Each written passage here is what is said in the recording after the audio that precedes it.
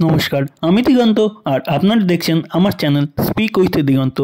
আজকে আমি আপনাদের জন্য আরেকটি কবিতা নিয়ে চলে এসেছি। সেটি হচ্ছে বিশ্বকবি রবীন্দ্রনাথ ঠাকুরের আমাদের ছোট নদী। আমাদের ছোট নদী চলে বাঁকে বাঁকে, বৈশাখ মাসে তার হাঁটু জল থাকে। পার হয়ে যায় গরু, পার হয় গাড়ি, দুই ধার উঁচু তার, ঢালু তার পাড়ি। চিক চিক করে বালি, কোথা নাই কাদা, এক ধারে কাশবন, ফুলে ফুলে সাদা। কিচিমিচি করে সেথা শালিকের ঝাঁক, রাতে ওঠে থেকে থেকে শেয়ালের হাঁক।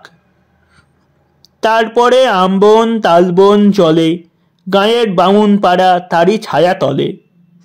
তীরে তীরে ছেলে মেয়ে নাইবার কালে, গামছায় জল ভরি গায়ে তারা ঢালে।